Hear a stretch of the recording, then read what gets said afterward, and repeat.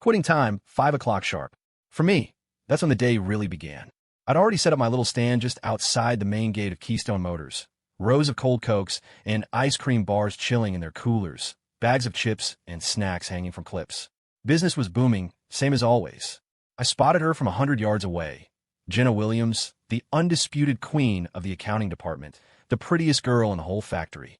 I quickly dug into the ice chest, pulling out the single coldest bottle of Coke I'd been saving, the one buried deep under the ice. When she got close, I held it out to her. She didn't even glance at me. She just took the bottle and handed it to the guy walking beside her, a smug-looking college boy in a crisp polo shirt and chinos. He didn't hesitate, twisting the cap and taking a long swallow. No thank you, not even a nod. Instead, he shot me a look of pure contempt. Then he and Jenna walked off, laughing about something, never once looking back. Jenna was an accountant at the plant. She was also, technically, my girlfriend. The guy in the polo shirt was Dylan Croft, the plant manager's son, fresh out of business school and already put in charge of purchasing. Me? I was just a guy on the security team. I only got the job at Keystone because of a local program for disadvantaged youth. I grew up in the system, no parents to speak of. They were supposed to put me on the assembly line, a real union job. But before I got the gig, I made my living as a hustler, selling whatever I could, and I'd gotten a taste for it. The work was easy and the money was good. Most of the line workers were pulling in about $500 a week, with the top guys maybe clearing grand.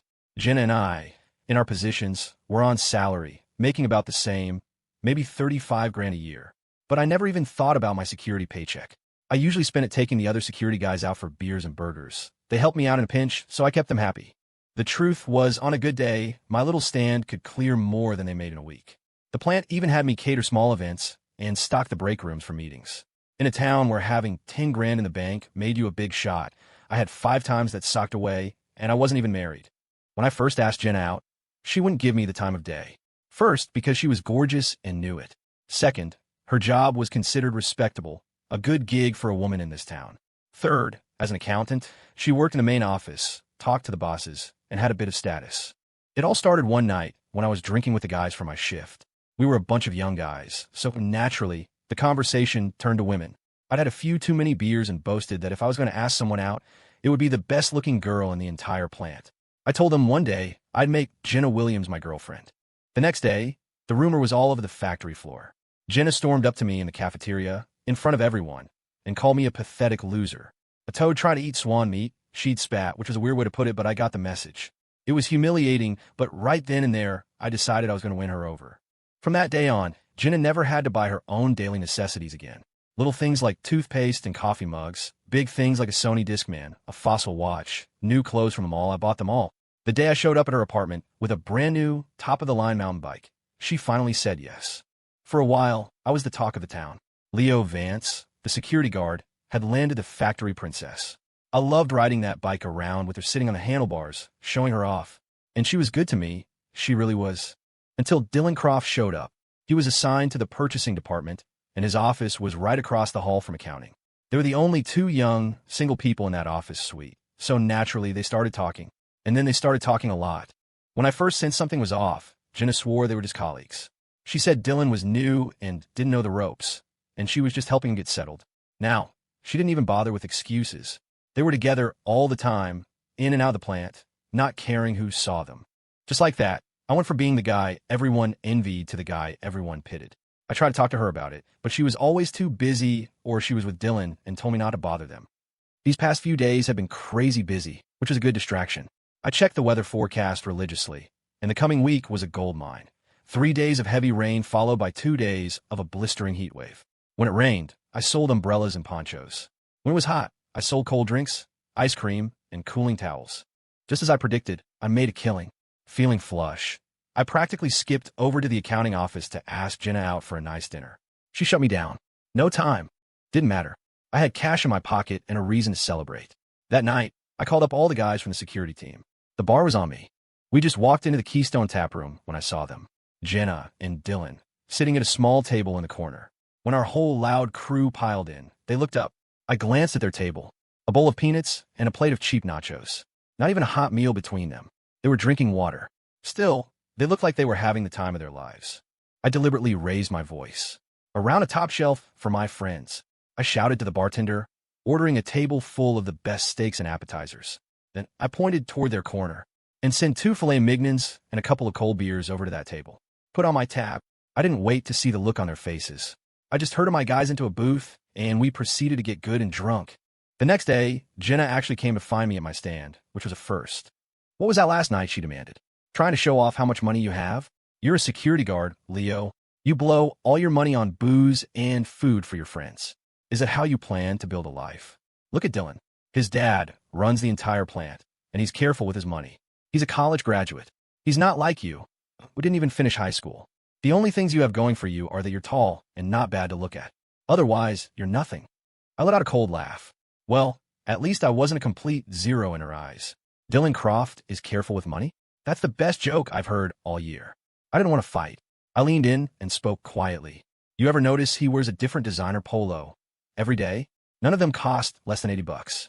He rides a brand new Suzuki motorcycle. When he eats in the company cafeteria, he orders from the executive menu, steak and salmon, 3 courses every time. He's not cheap, Jenna. He's just cheap with you." My words must have hit a nerve. Her cool, superior expression crumbled. She jabbed a finger at my chest. "He has a respectable job. He needs to dress well and have a nice bike for business meetings. Who are you to talk? You have no ambition. You could have been a union worker with a pension, an actual future, but you'd rather be some pathetic street vendor. When the layoffs come, guys like you will be the first to go. And he eats well because his dad is the manager. If you're so great, why don't you go eat from the executive menu?" I looked at her like she was a stranger. She'd always been so quiet, so put together with a soft voice. I'd always liked that about her. This was the first time I'd ever seen her act like a shrew. "Fine," I said, my voice flat. "If I'm so much worse than Dylan Croft in every way, then you should just be with him." She seemed stunned, probably thinking I'd never let her go. In her mind, a security guard dating her was me punching way above my weight. After a beat, a sneer formed on her lips. "Fine, I will. Don't you come crying to me later, Leo Vance." She spun around and stormed off. Watching her go, I was surprised to find I felt nothing. Maybe it was because her behavior had been so disappointing. Or maybe my feelings for her were never that deep to begin with. Maybe it was all just about winning that stupid bet and proving something to my friends. Whatever. I had better things to do. Making money was what mattered. Growing up an orphan, bouncing between foster homes, I learned that lesson early. Sure, I was tall and decent looking, but on the inside, I'd always felt insecure. I'd been looked down on, pushed around. Money was the only thing that made me feel safe. My business stayed hot. It was a small setup, but I did big volume. Besides the snacks and drinks I kept on hand, I had a whole side business going. People would prepay for things, tools, cigarettes, magazines, you name it, and I'd pick them up from the wholesale market on my lunch break and have them ready by the end of the shift. One day, the head of the purchasing department, Mr. Duncan, came to see me. He told me the 4th of July was coming up, and the plant was planning a massive company-wide picnic and celebration. He handed me a shopping list. "Holy cow, Mr. D," I said, my hands trembling as I scanned the list. We were talking generators, massive grills, thousands of dollars in prizes, tons of food and decorations. The company's really pulling out all the stops this year. A deal this big, I could hit 6 figures in my savings account. "We've got a corporate delegation coming in from Chicago for an audit," Mr. Duncan said with a wry smile. "If we get named Plant of the Year, this is chump change." I ducked behind my stand and pulled out 2 bottles of top-shelf bourbon from a hidden compartment. "Mr. D, I had a guy get these for me. Pappy Van Winkle. I was just about to bring them over to your office. Here, take them now.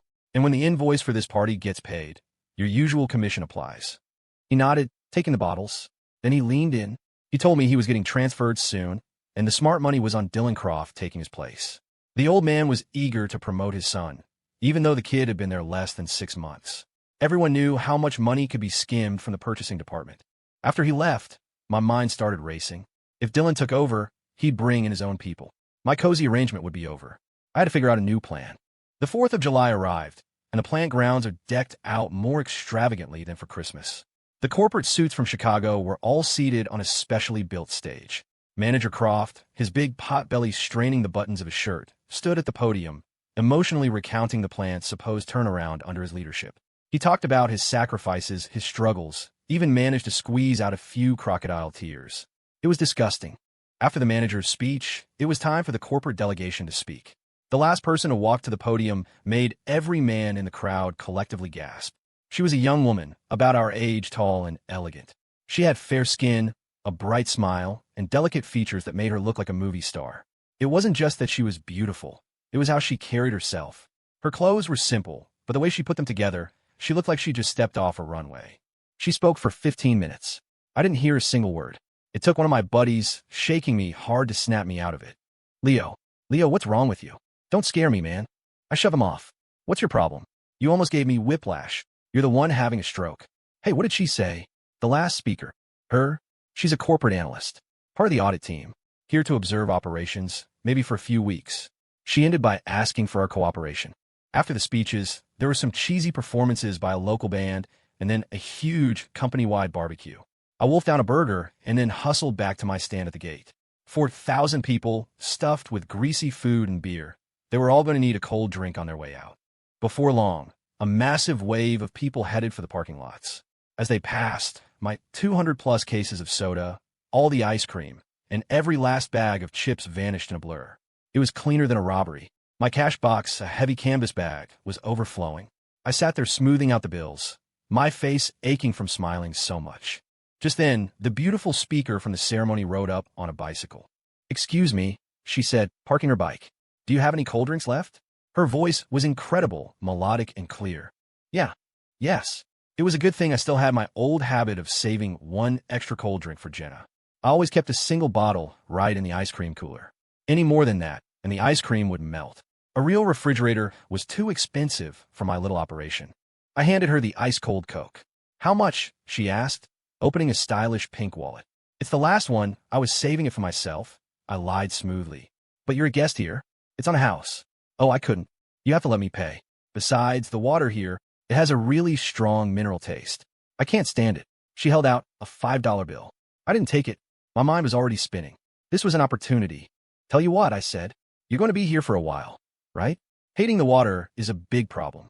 How about tomorrow morning, I deliver a few cases of bottled water to you?" Her face lit up. "Oh, that would be wonderful. Thank you so much. I'm at the company guest house, 3rd floor, room 301. Could you bring, say, 20 cases of water and 5 cases of soda? And you know what would be amazing? If you could give me a small refrigerator. I can do that." This was my first time dealing in major appliances. She was incredibly polite, handing me $3,000 as a deposit and thanking me again before she left. First thing the next morning, I drove to Best Buy and picked out a nice Whirlpool compact fridge. Good size, quiet, cooled well. I took my customer service seriously. I found a guy I knew who worked there and haggled the price down from $1,988 to $1,600. The difference was my profit. Then I went to the wholesale club for the water and soda, and on a whim, I picked up some fresh fruit and a box of fancy pastries from a bakery, the kind of stuff girls like. A little bonus gift. I hired 2 guys to help me haul everything up to the 3rd floor of the guest house. When the door to room 301 opened, I saw Dylan Croft was already inside. The same guy who walked around the plant with his nose in the air was now meekly directing workers who were cleaning the room and bringing in brand new furniture. He was laying it on thick. "Miss Chun, I apologize. Things were so rushed yesterday. We didn't have time to prepare properly. I took the liberty of having some new furniture and essentials brought in this morning. Please, let me know if there's anything else you need." I was sure the company was footing the bill for all of it. "You're too kind, really," the woman, Miss Chun, replied gracefully. "Yesterday was perfectly fine. I travel for work all the time, and these accommodations are excellent." Her smile was captivating. The moment Dylan saw me, the sycophantic grin on his face vanished. "What are you doing here? Shouldn't you be at your post?" His tone was identical to his father's. I wasn't about to get into it with him. "Stay calm, make money.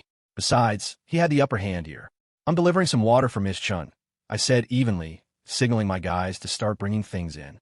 "Oh, my mistake. My mistake," Dylan said, trying to recover. "I should have thought of that. Leo, just put the cost of the water on them." He trailed off as the big refrigerator box was carried through the door. Dylan's face turned bright red. A $2,000 expense wasn't something he could just bury on a company account, not even with his father's approval. I saw my opening. The fridge was already paid for, but I wasn't about to let him off the hook. "So, the full cost goes on the company tab?" "Great," I said cheerfully. "Let's see, the water plus the fridge comes to $3,895. The fruit and pastries are a gift from me.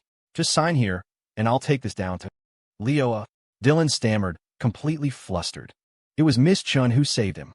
She was sharp enough to see what was happening. To avoid calling me out, and, making him look even worse, she stepped in. That's a significant expense. It's better if I handle it myself. She pulled me into the other room and closed the door. I was just trying to save you some money, I said first, handing her back the $1,000 in change from her deposit. She took it with a knowing smile. You two have some history, don't you? The look he gave you when you walked in. He was clearly in a tight spot, and you just had to push him over the edge. She'd read the entire situation perfectly.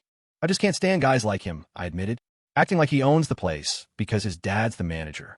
Anyway, your stuff is all here. I should get back. If you need anything else, just let me know. I deliver. Thank you so much. I don't know anyone here, so I'm sure I'll be taking you up on that. And thank you for the fruit and pastries. That was so thoughtful. I'll have to take you to dinner sometime to repay you. She had none of the arrogance you'd expect from someone in her position. She was incredibly down to earth. I figured she was just being polite and didn't think much of it. On my way out, I passed Dylan. His face was a thundercloud. What took you so long? Don't you have a job to do? I ignored him and walked away.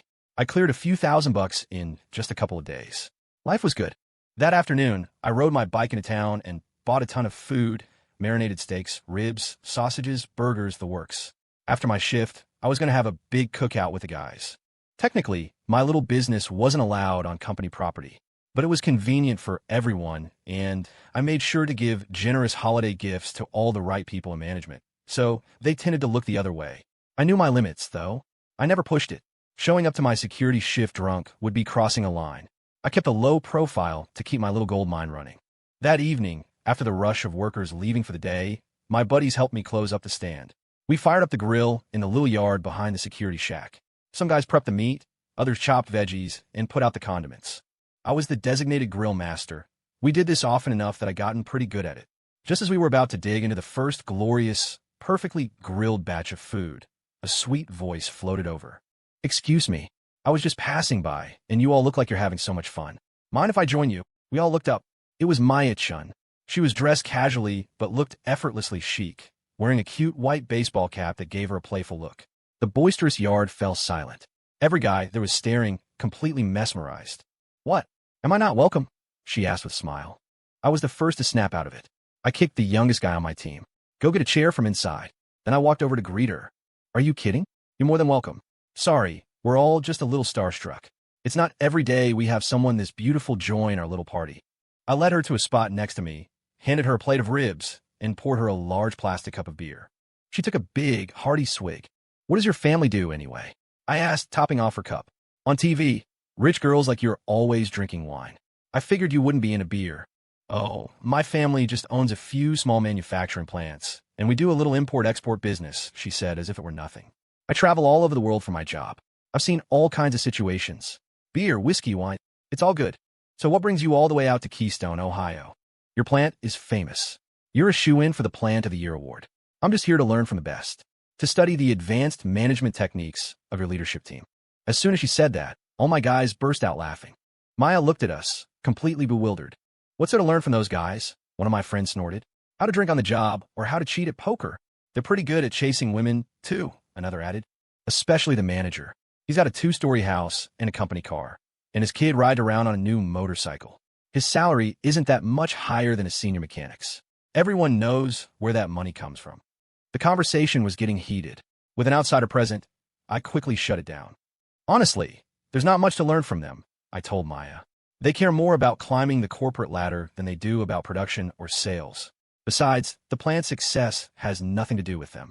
Right now, this is one of the only plants in the country making these specific parts, and every auto manufacturer needs them. It's a seller's market. You could put a pig in charge, and it would still turn a profit. Maya nodded thoughtfully, then smiled at me. You seem pretty sharp. Do you really plan on being a security guard and running a snack stand your whole life? I'd never had any huge ambitions. My dream was simple. I wanted to own my own clothing store. With the economy getting better, people wanted to dress nicely. I told her about my idea, and she was surprisingly supportive. We drank late into the night. Maya was completely charming and got along great with everyone. A few days later, Jenna showed up at my stand. She casually grabbed a soda from the cooler, took a few sips, and just stood there, not saying anything. I knew she wanted something, but was too proud to ask. What brings you here? I asked coolly. Not hanging out with the Prince of Keystone Motors today. She looked shocked that I wasn't immediately falling all over myself to make up with her. Don't be ridiculous. We're just friends, she said. I wanted to go to the mall today. Can you give me a ride? The security team and the accountants had the cushiest jobs in the plant. It wasn't unusual for me to sneak away during my shift to take her somewhere. I had to go into town for supplies anyway, so I agreed. She directed me to the biggest department store in the area. She walked straight to the women's fashion section and started browsing. She bought a small white cap. Then she tried on a purple trench coat. It finally clicked. She was trying to copy Maya's style. 2 hours and several outfits later, she had picked out 2 complete ensembles. Clothes, shoes, everything. All in styles and colors similar to what Maya wore. I had to admit, the new clothes made her look more fashionable than usual, but compared to Maya, there was still something missing. The total came to over $300. I gritted my teeth and paid. So much for the profit from that refrigerator. Jenna, go change into one of the new outfits, I said, try to salvage the day. I'll take you for a walk in the park. Show you off a little. Her face darkened. I have to get back to the plant. And don't you have to pick up your supplies? You should get going. I'll drive you back. No need. I'll find my own way. And with that, she walked out of the store. The money was gone, so there was no point in going to the wholesale market. I headed back to the plant. When I got to the office building, I decided to go to accounting to get reimbursed for the fancy bourbon the plant manager had taken from me for entertaining guests.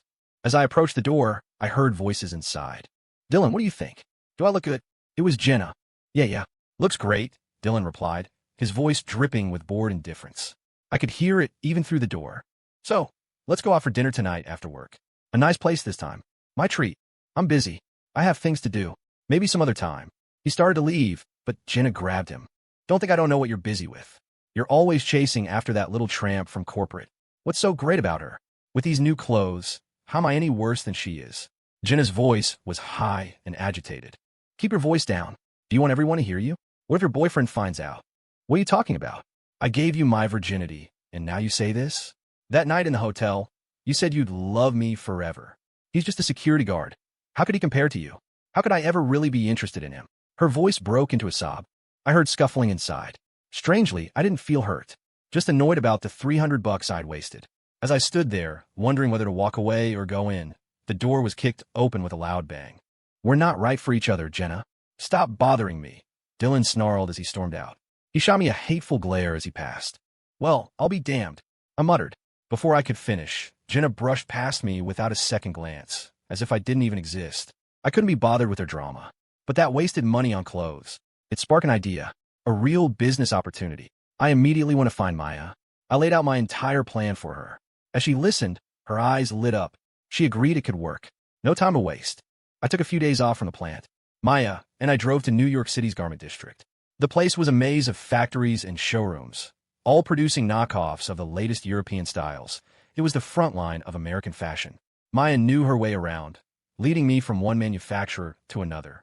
Most of these places already had business relationships with her family's import company, so they gave us incredible prices. After a few days of wheeling and dealing, we returned home with a solid plan. The inventory would be shipped in a few days. I immediately found a storefront in the nicest part of downtown, registered a business license, and hired contractors to renovate. By the time the first shipment of clothes arrived, the store was ready. I hired 2 sales associates, and we opened for business. My idea was simple. Use Maya's incredible eye for style to create complete, curated outfits. We pair the clothes with the right handbags and accessories. A whole ensemble might cost us $30 to put together, but we could easily sell it for $300. Our target customers were young, fashion-conscious women and soon-to-be married couples. People who weren't afraid to spend money to look good. Even if it was a few months' salary for them, they'd buy it without blinking. The store was a smash hit from day one. A big part of it was that we had 2 great models, me and Maya. When we got back from New York, she gave me a complete makeover, a new haircut, even showing me how to trim my eyebrows and stubble. Walk with your head up, chest out, shoulders back, she'd instructed. It gives you presence. That's when I finally understood why the same clothes looked so different on Maya and Jenna. It wasn't the clothes. It was the confidence. One afternoon, I came back to the shop with lunch and saw 2 familiar figures among the crowd of shoppers, Dylan and Jenna. They were browsing the racks. Just then, Maya returned from an errand. The moment Dylan saw her, he immediately put distance between himself and Jenna. What a coincidence. You're shopping here too, Dylan said to Maya, his face lighting up in a brilliant smile. He completely ignored Jenna and walked over to Maya's side. When Jenna tried to follow, he shot her a warning glare. I have to say, the clothes in this store are fantastic. Very stylish. Well, thank you for the compliment, Maya said coolly, parking her bike and turning to ask one of the sales associates about the day's numbers. "It's my new store. Are you here with your girlfriend to buy some clothes? Please, pick out whatever you like, it's on the house. You've all been so kind to me at the plant. I haven't had a chance to thank you properly." "Oh, I think you've misunderstood, Miss Chun," Dylan said quickly. "This woman is not my girlfriend. We're just colleagues from the plant. We happen to run into each other. But now that I know this is your store, I absolutely must support it." With that, he took the few items he'd selected and slapped them on the counter to pay. Jenna stood there awkwardly, holding her own clothes, unsure what to do. Then she saw me walking in with the food. Her expression shifted instantly, her old arrogance returning as if she'd found a lifeline. "You're just in time," she said to me, her voice loud enough for everyone to hear. "These are the clothes I've picked out. Go pay for them." She said it like she was doing me a favor by letting me buy her things. I never realized she was this kind of person. Before, she'd never demanded things from me. She'd always been relatively sweet and considerate. Now, it was clear she was just trying to show off in front of Dylan, to prove she still had a pathetic lapdog who would come running whenever she called. This time, I didn't even look at her.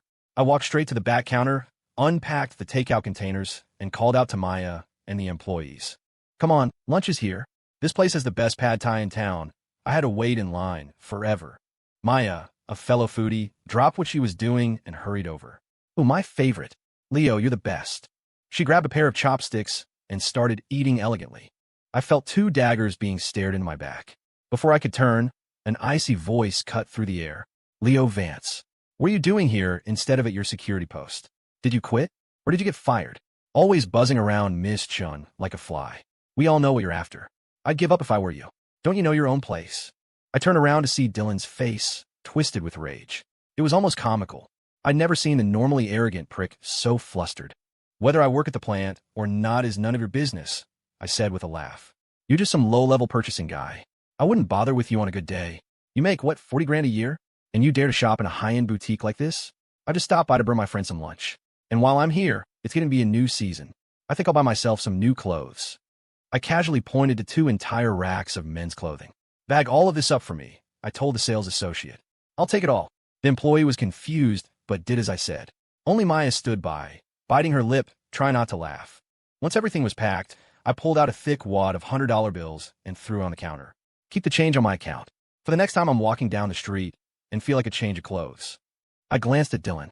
"You see, a man has to rely on himself. Having a rich daddy doesn't mean much when it's not your money to spend." Dylan's face went from red to purple. He pointed a trembling finger at me. "You're a security guard, a street peddler. Who do you think you are, getting cocky with me? I could buy and sell you 10 times over. You just wait." He ran out of the store. A moment later, he was back, having retrieved 3 thick bundles of $100 bills from the storage compartment of his motorcycle. He slammed them on the counter. "Give me this much worth of clothes," he roared. "Men's, women's, I don't care. Duplicates are fine. Unlike some people who buy clothes to wear them, I'm just doing it for fun. And keep $500 from that. My treat for all of you to have a nice dinner." $500. That was a week's pay for most people at the plant. I knew his type. I grew up on the streets, reading people. He was an arrogant fool who couldn't stand losing face, especially not in front of a woman he was trying to impress, and definitely not to a security guard like me. Before he could savor his victory, Jenna rushed forward. "Dylan, that's the money for the raw materials. You can't use it. If something goes wrong, the consequences will be huge." Dylan shoved her away. "It's a little cash. I'll replace it from my savings account later. What's the big deal? I'll take responsibility for it. And from now on, call me by my full name. Stop calling me Dylan. You'll give people the wrong idea." He turned his back on her. Jenna stared at him, her eyes filled with despair. Then, in a final act of spite, she took the clothes she had picked out and stuffed them into the pile the sales associate was gathering for Dylan, adding several more expensive outfits for good measure. By the time they were done, they had nearly cleared out the entire store to reach his total. Maya hired a delivery truck to haul it all to his house. According to his neighbors, the sounds of shouting from the Croft house didn't stop all night. The next day, to no one's surprise, I was fired from the plant. I heard from my buddies later that for the next 2 months, the food in the company cafeteria was basically watery soup and stale bread. After getting fired, I went into business with Maya full-time. We opened 4 more stores across the city. With our reputation established, sales were fantastic at every location. Until one day, a very well-dressed couple walked into our flagship store. They both looked incredibly chic. The man was in a sharp suit, the woman in a beautiful dress, but the styles were ones I'd never seen before. I heard the clothes here were good, the man said, flicking through a rack with a dismissive air. They look nice enough, I guess. But it's a shame none of it is designer. I told you we should have just gone to a real boutique, the woman said, turning to leave. I don't want people thinking we're wearing fast fashion. I stopped them and asked a few questions, which they answered politely. That evening, when Maya came home for dinner, I told her about the encounter. Hey, have you ever heard of a brand called Armani? How much does a suit like that cost? An Armani suit? She said casually. A good one could be a few $1,000s. Even their basic ones are close to $1,000. The number, which she said so nonchalantly, made my jaw drop. Is the suit lined with gold? I asked, incredulous. A single suit costs what a family could live on for a year. What's so shocking about that? You're Mr. Vance now, you can afford it. There are international brands that are way more expensive. And so she gave me my first lesson in brand value, advertising, and designer prestige. For the first time, I realized the fashion industry was far more complex than I'd imagined. The profit margins on high-end luxury goods were bigger than anything I'd ever seen. Maya saw how captivated I was. I have to go to Europe at the end of the month for business, she said. Why don't you come with me? I'll show you how the real world works. Really? That would be amazing. In those days, traveling internationally was a rare and exotic thing. For a guy from Keystone, Ohio, it was like going to the moon. A few weeks later, after getting our passports sorted, we were on a plane to Milan. The city was a dazzling whirlwind of fashion and wealth. Maya took me to exclusive parties and high-end galas. My world expanded with every passing day. One night, back in my hotel room, I was looking over the notebook I'd filled with business opportunities. I excitedly knocked on Maya's door. She had just gotten out of the shower and was wrapped in a hotel robe, towel drying her hair. She looked breathtakingly beautiful, more stunning than any of the models we'd seen. I found myself staring, completely lost for a moment. It's late. Is something wrong? Her voice brought me back to reality. I wanted to talk to you about our next step. When we go back, I think we should open a luxury boutique. Which brand did you have in mind? I was thinking, what if we register our own brand in Italy? We could design some clothes, produce them back in the States, hire some models for a big ad campaign, and sell it as a premier imported luxury brand. What do you think? I blurted it all out in one breath. Do you have any idea how much it costs to hire European models for an ad campaign? We're talking tens, maybe hundreds of thousands of dollars. Even I can't pull that kind of cash together instantly. So we don't hire famous models, I countered. We find some gorgeous, unknown ones. We take thousands of photos. We say they're famous. Who in Ohio is going to know the difference? Who's seen every foreign film and knows every European celebrity? We'll make our store the most luxurious one in the state. We'll price our stuff even higher than the other designer brands. We can rent a fleet of limousines, wrap them in our ads, and have them drive all over the city. The arrival of an exclusive European brand in America. It'll cause a sensation. A spark lit up in Maya's eyes. That could actually work. But isn't it deceptive? Saying it's a famous Italian brand? We're registering the trademark in Italy, right? So it's technically not a lie.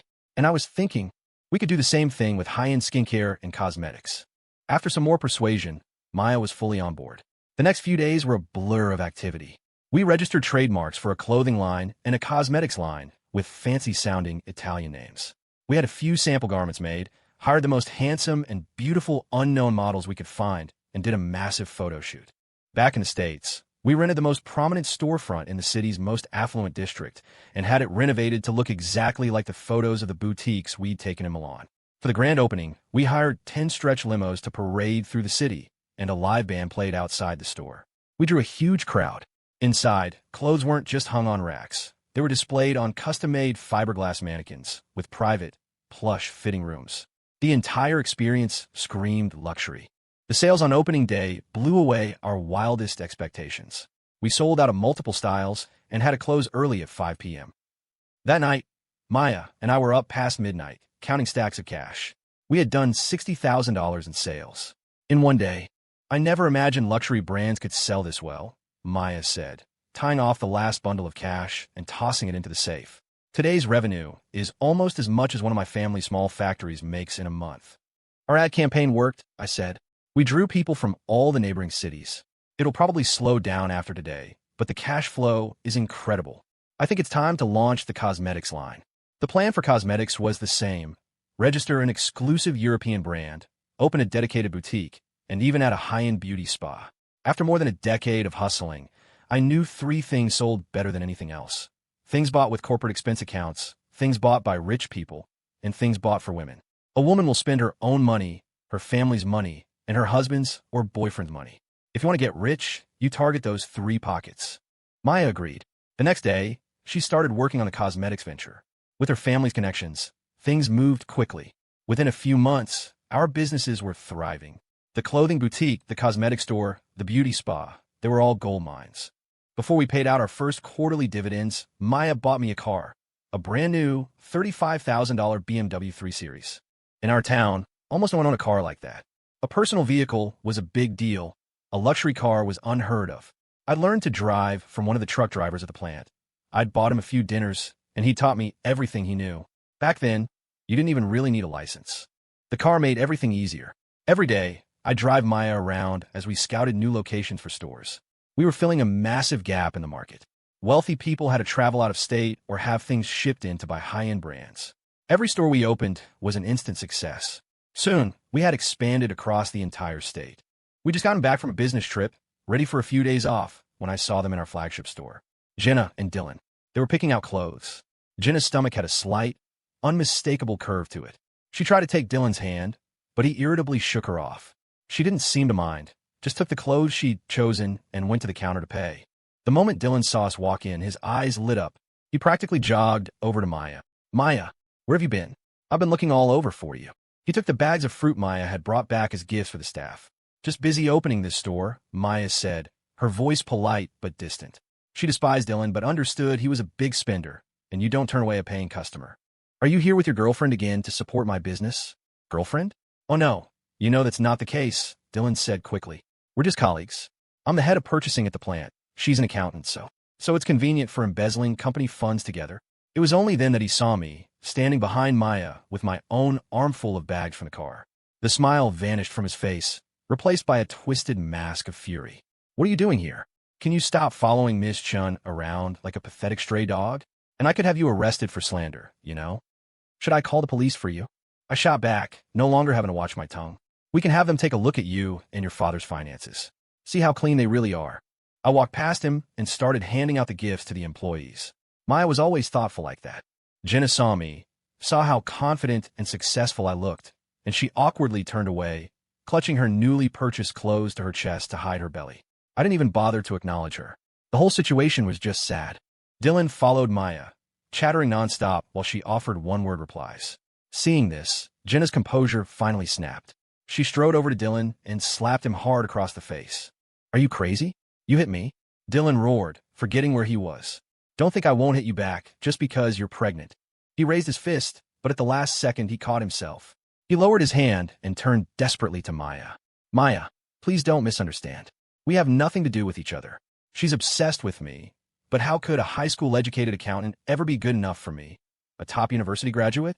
My father is the manager of a nationally recognized company. The truth is, you're the only one I've ever been interested in. Every other woman is just common. Only you are worthy of me." Slap, slap, slap. This time, it was a flurry of blows from Jenna, who had transformed into a raging fury. "You bastard, Dylan Croft. I had a boyfriend. You're the one who seduced me. You filled my head with lies and got me pregnant. And now that you see this rich girl from the city, you think you can just dump me and move on to something better? You can forget it. Either you marry me, or I'll burn your whole family to the ground." Jenna, pregnant belly and all, clawed at Dylan's face, leaving red streaks. Dylan cowered, completely neutered. "That's enough." Maya's voice cut through the chaos. She walked gracefully over to me and linked her arm through mine. "I think there's been a misunderstanding. Leo is my fiancé. We've already met each other's parents, and we're getting married soon. So there's no need for either of you to cause a scene over us. If you leave now, I'll forget this happened. If you continue to disrupt my business, I will call the police. We do tens of thousands of dollars in sales every hour here. I doubt either of you can afford to compensate me for that." The fight went out of them instantly. Jenna wiped her tears and walked out without another word. Dylan shot me one last venomous look and followed her. As the store returned to normal, Maya tried to pull her arm away, but I held on. "Did you mean what you just said?" I asked, smiling down at her. It was impossible not to have fallen for her. She was brilliant and beautiful, and before, I never would have dreamed of having a chance. But now, I felt like I could finally stand beside her as an equal. She tried to tug her arm free again, but I held fast. A blush crept up her neck. I was just making an excuse to get rid of him. And besides, we haven't met each other's parents. You said it in front of all these people, I teased. You have to take responsibility. And as for meeting parents, we can arrange that. Oomph. You think it's that easy to win me over? You're dreaming. Now let go. Everyone is watching. I released her arm, and she scurried away. Watching her go, I smiled. After a lifetime of learning to read people, I knew one thing for sure. I had a chance. After my not-so-official proposal, things between us shifted. She became a little more playful, a little more demanding, sometimes teasing me for no reason. But it made me feel closer to her than ever. We hadn't officially defined anything, but anyone could see we were a couple. One night, after closing up the store, she announced she had an intense craving for the specific kind of pastries I had bought her when I first delivered the refrigerator. That bakery is all the way across town, and it's almost 10 o'clock, I said, checking my watch. I'll go first thing in the morning, I promise. She took my hand and started swinging it back and forth. No, if I can't have what I'm craving, I won't be able to sleep. Please, Leo. You're the best, Leo. No man could resist that. By the time I got to the little corner store that sold the pastries, I was still feeling weak in the knees. I banged on the door until the grumpy owner unlocked it, complaining about being woken up.